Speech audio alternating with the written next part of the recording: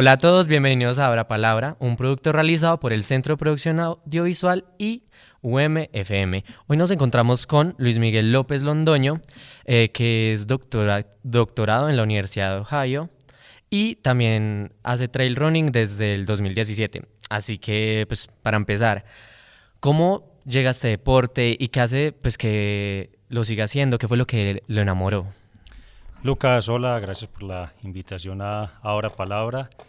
Yo empiezo con el trail running en el año de 2017, específicamente después de haber terminado una relación sentimental de muchos años y la necesidad de darle un giro fuerte y significativo en mi vida. Y por eso en agosto de ese año decido correr la primera carrera de montaña en el sector del Parque Nacional de los Nevados, sin casi preparación, siendo muy novato y demasiado ingenuo tanto en la preparación como en la ejecución de la carrera, pero fue una primera experiencia, había que romper el hielo y había que experimentar qué era correr en la montaña. Eso fue en agosto de 2017 y de ahí empezó todo un recorrido que ya completa 8 años y que ha tenido muchos momentos y que ha tenido muchas particularidades. ¿Y cómo fue esa primera carrera? ¿Cómo, pues, qué sintió? ¿Cómo la vivió? Bueno, primero sentí el peso de la altura y el impacto que tiene la altura en el cuerpo. Entre más altitud es menor el oxígeno que llega a los músculos del cuerpo, entonces hay que trabajar con mucha más exigencia. Sentí sobre todo en las subidas una disminución física evidente por ese efecto y también el no saber bien ejecutar una carrera. Las carreras de montaña, incluso quizá diferente a las carreras de calle o a las carreras en pista, tienen unas estrategias que varían mucho y es importante aplicar o ejecutar entonces un plan tal como se diseña antes de la carrera. En ese momento yo no tenía plan, yo iba simplemente caminando, comiendo, hidratando, pero no bajo un plan específico que me fuera a dar mejores resultados. Finalmente terminé esa competencia, eran 2 días, el primero eran 15 kilómetros y el segundo eran 27 para completar un total de 42. Entonces las sensaciones fueron más de aprendizaje y de reconocer que estaba ante un deporte que era nuevo para mí y que de ahí en adelante lo más importante era corregir los errores que había cometido. ¿Y por qué decidió seguir en el trail running? ¿Qué fue lo que hizo que se quedara ahí? Bueno, hay varios factores. Uno que es intrínseco al deporte es el contacto y el vínculo que uno establece con la montaña o con la naturaleza y que habían sido experiencias que yo antes había disfrutado a través de otras actividades deportivas como el camping o el trekking.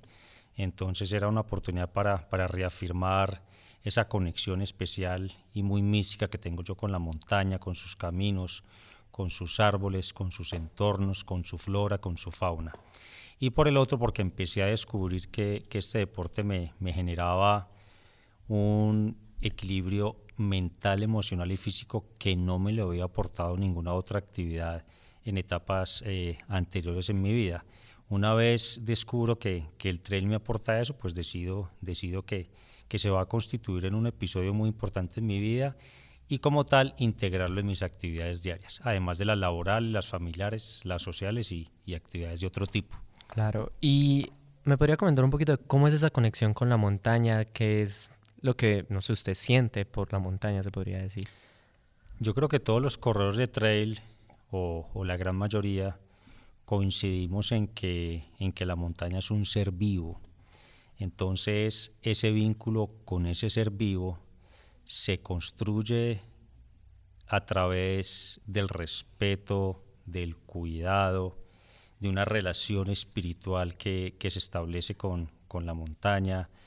A la montaña hay que pedirle permiso antes de entrar y decirle que se quiere terminar una carrera, que se quiere tener un buen desempeño físico y que como tal se va a respetar lo que la montaña significa. Es un vínculo muy místico, muy espiritual, muy propio del corredor de montaña y es absolutamente vital para un buen rendimiento. Hay quienes consideran corredores, guías de montaña que si uno no se comporta bien con la montaña lo pone a uno en su lugar. Entonces hay que establecer desde ese principio esa relación de respeto con lo que es la montaña como ser vivo. ¿Y alguna vez la montaña lo ha puesto en su lugar o hizo como pone a otros en su lugar? Definitivamente, y me ha puesto en ese lugar 2 veces. Han sido las 2 carreras en las que tomé la muy difícil decisión de retirarme. Una fue en el Festival de la Montaña en el año de 2021, cuando corría 42 kilómetros. Las piernas se me agotaron en el kilómetro 31 y tomé la decisión de abandonar. Ese día el clima fue demasiado agreste, mucha lluvia, Parque Nacional Natural de los Nevados, mucho pantano, mucha agua, truenos, niebla espesa y las piernas no dieron para más. O sea, el terreno no me dejó seguir. Y la segunda fue apenas en diciembre del año anterior, que corrí en Santa Marta, en la Sierra Nevada, y por una mala ejecución de la estrategia de la carrera, más específicamente por la hidratación, el cuerpo colapsó y la montaña me dijo, usted no está para terminar hoy, tiene que decidir abandonar la carrera, y así fue lo que hice. ¿Y cómo sería entonces pues me podría explicar cómo es una planificación de carrera, qué es lo que piensan, qué es lo que miran, qué tipo de cosas se aprecian para antes de correr? Bueno, la ejecución o la planeación de una carrera tiene 2 momentos. El primer momento es antes y el segundo momento es durante la carrera. En el antes están los entrenamientos y la preparación para la carrera, que por supuesto siguen una estrategia y una planificación de acuerdo al lugar donde se va a correr, de acuerdo a la distancia en la que se va a correr y de acuerdo también a experiencias previas y a cómo se sienta el cuerpo compitiendo en altura, a nivel del mar, en lugares más cálidos. Y el segundo momento es la ejecución propiamente de la carrera y de la estrategia. Y aquí hay varios elementos a tomar en cuenta.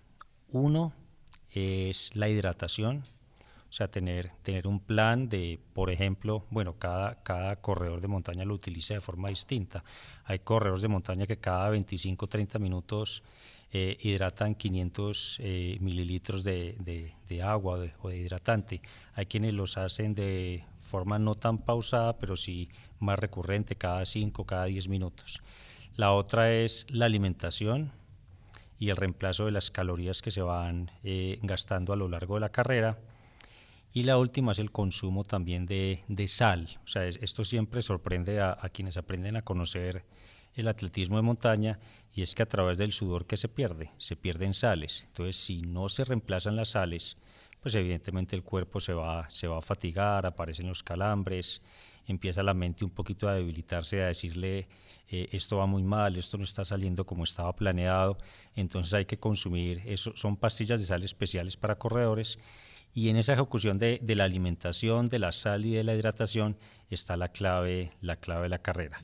El punto ahí es no dejar agotar el cuerpo, nunca dejar que el cuerpo se quede sin calorías y sin suficiente hidratación, porque muchas veces levantar el cuerpo de esos estados tan críticos es una misión casi imposible y únicamente queda como salida el abandono de la carrera. Y esa carrera se ejecuta, o esos planes se ejecutan llevando un reloj que le va marcando a uno el kilometraje y el tiempo de carrera, y otro tipo de recursos. Yo, por ejemplo, para distancias largas suelo anotar en un papelito cada cuánto me tengo que tomar un gel, cada cuánto debo hidratar o en qué kilómetro, y eso dependiendo de la altimetría que tenga cada competencia. Ya.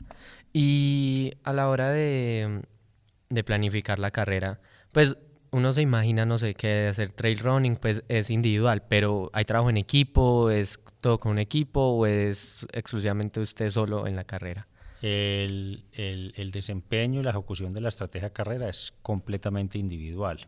Si bien yo pertenezco a un equipo de montaña y si bien entrenamos juntos, cuando se trata de la competencia, cada uno ejecuta su plan. Principalmente porque todos llegamos a las competencias con posibilidades distintas, con rendimientos físicos diferentes, con momentos del entrenamiento que varían de uno a otro. Entonces son condiciones muy desiguales entre todos, sin que eso signifique que sean condiciones no aptas para la competencia.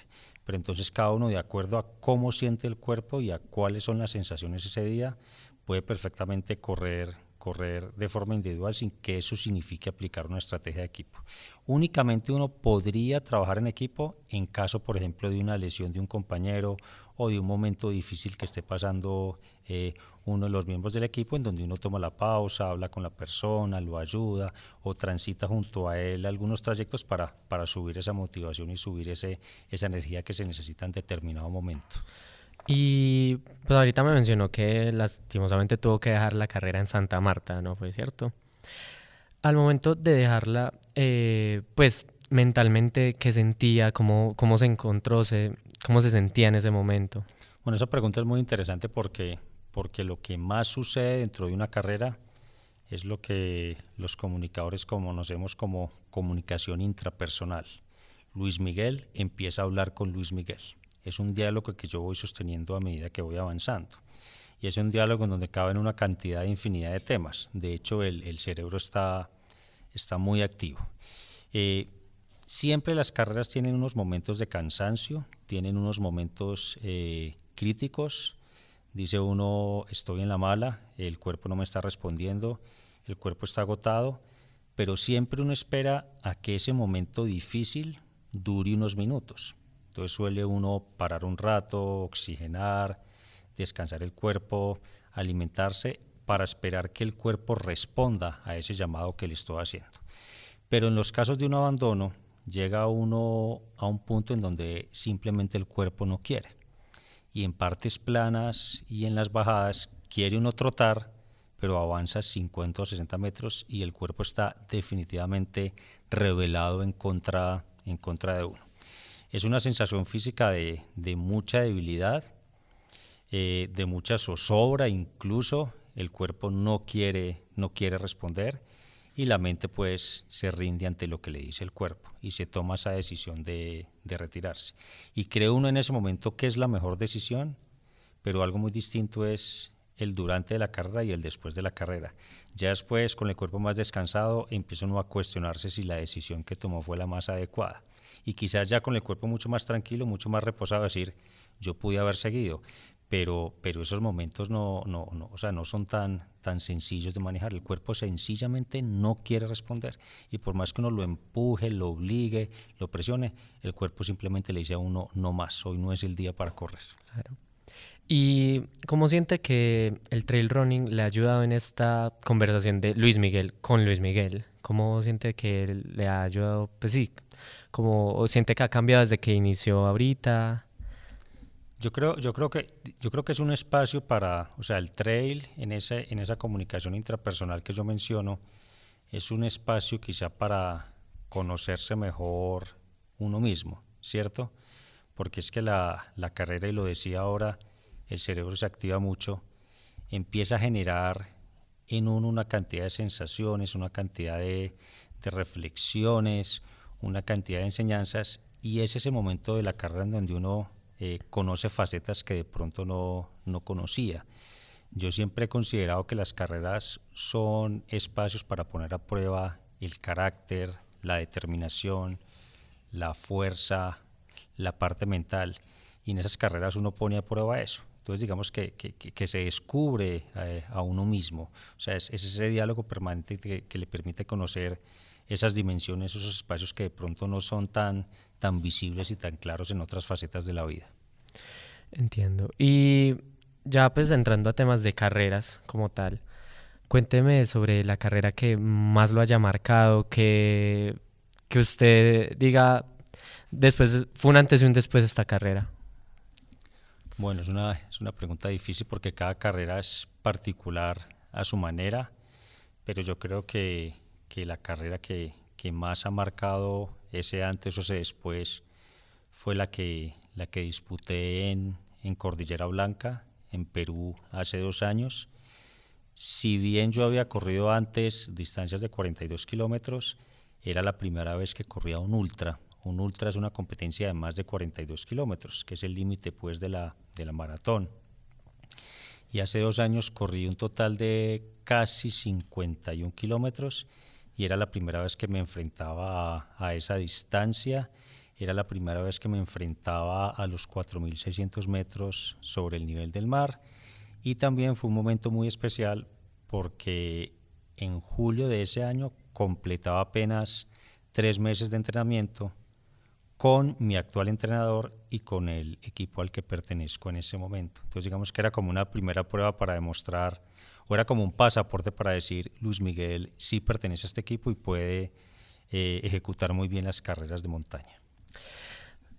Sigan con nosotros, ya vamos a mandar una pausa, seguiremos más adelante con la interesante pues, historia de Luis Miguel López con el trail running y pues conociendo un poquito más de cómo le ha ayudado pues su parte mental y todo este tipo de cosas, así que no se despeguen, sigan en Abra Palabra. Tejemos un relato de país en el que todos quepamos. Nuestra historia la andamos acompañando y construyendo con el otro, pero dejando una impronta con sello propio. La huella de una universidad que ha decidido que todas sus acciones deben estar encaminadas a narrar que lo distinto es viable y que no renuncia a la esperanza de tener una Colombia mejor. Somos la Universidad de Manizales. Cada persona, desde su forma de concebir el mundo, contempla las diferentes formas de ser feliz. Vivir tranquilo. Y aportar a la paz. Yo aporto la paz desde la buena convivencia. Generando ambientes de conciliación. Respetando las ideas de los demás. Teniendo buena comunicación.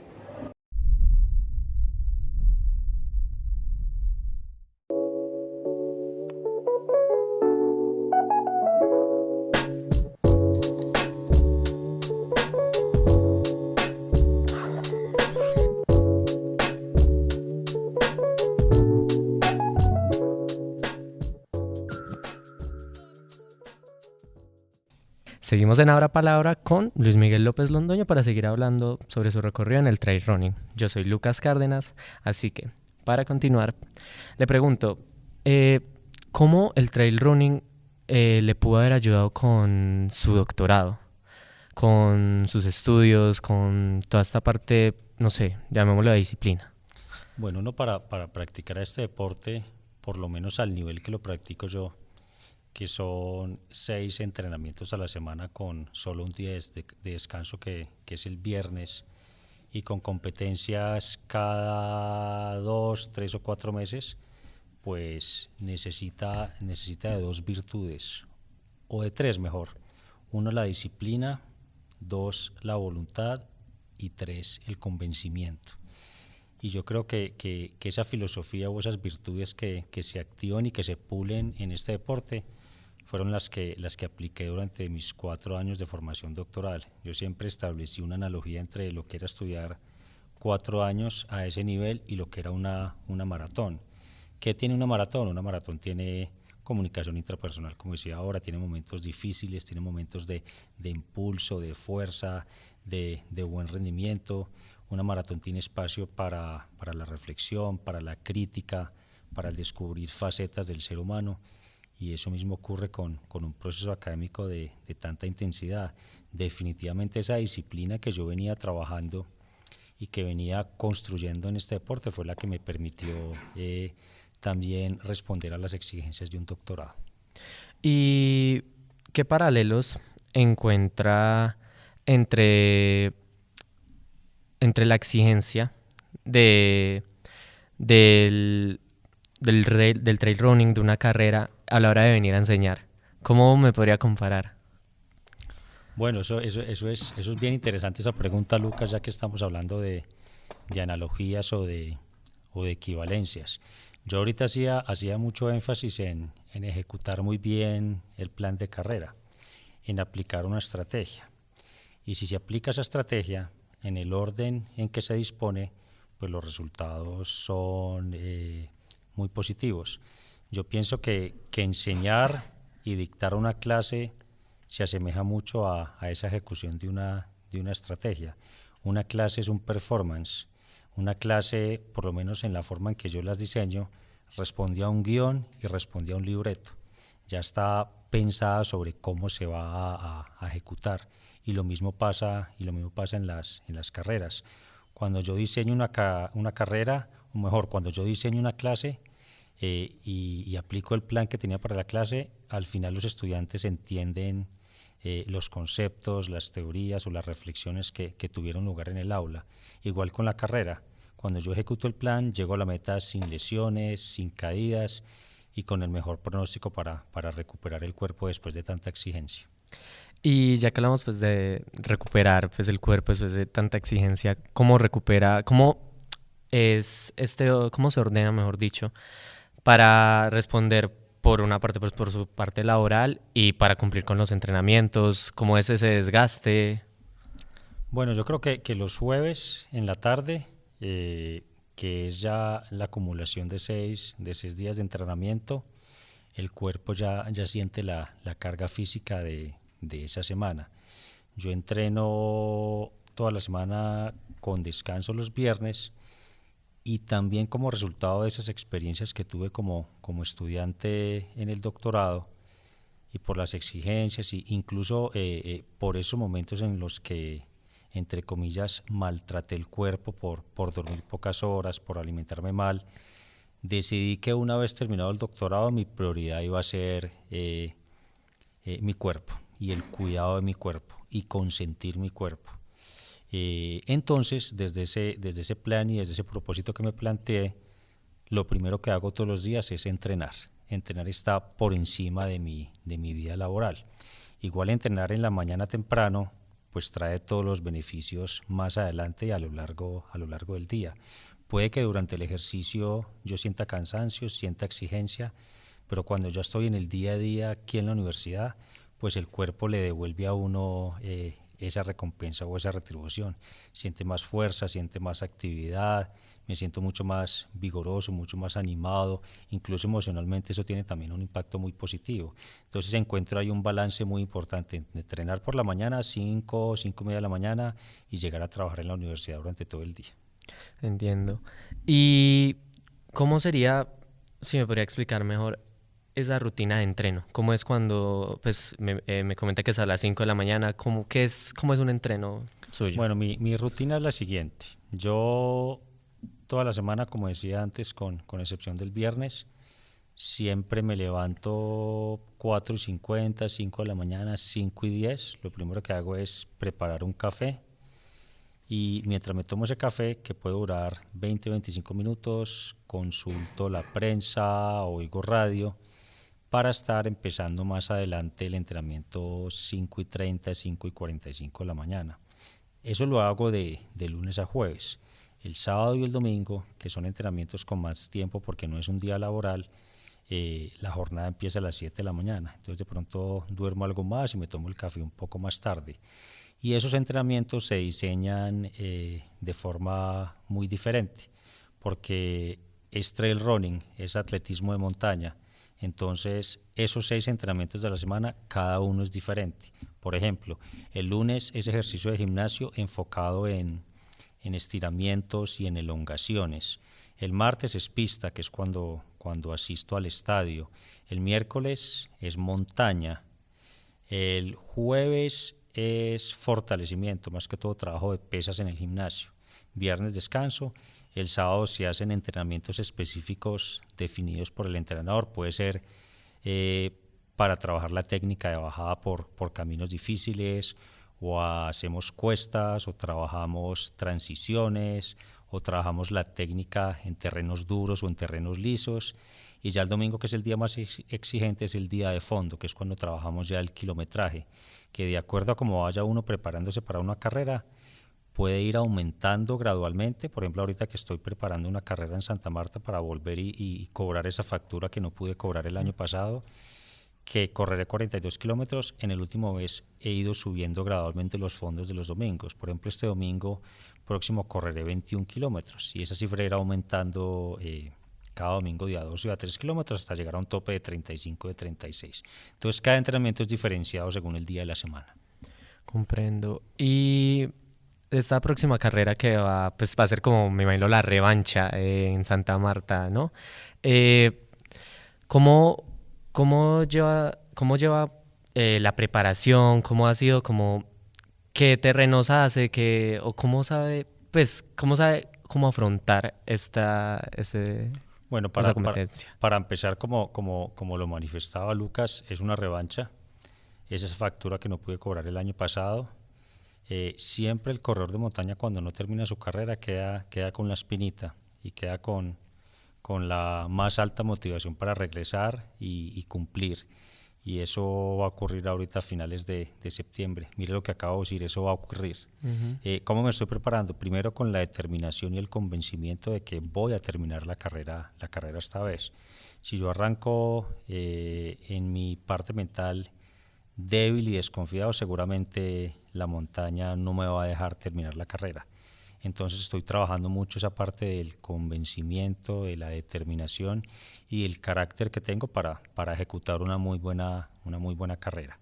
Estoy trabajando también pues todo el sistema de entrenamientos que están pensados para el esfuerzo que va a hacer el cuerpo ese día de los 42 kilómetros. Y también estoy trabajando mucho el tema de la hidratación. Ese fue el diagnóstico que yo hice el año pasado.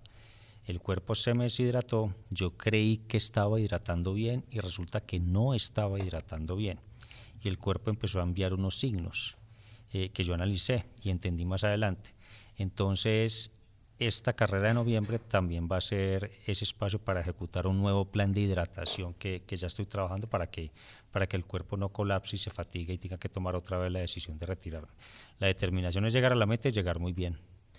Y ojalá que sí, ojalá que lo logre. Y para usted, esta carrera, pues me imagino que el objetivo es llegar a la meta, pero ¿tiene en mente, no sé, llegar de primero o solo terminarla?